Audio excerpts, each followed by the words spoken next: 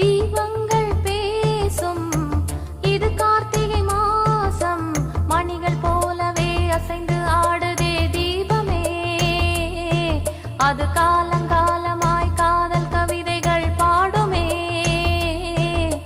முத்து முத்து விளக்கு முத்தத்தில் இருக்கு, முத்து பொண்ணு சிரிச்சா வெக்கத்துல, பக்கத்துல நெருப்பா அத்தமாக இருக்கா, முத்தம் ஒண்ணு கொடுத்தா குத்தமில்ல.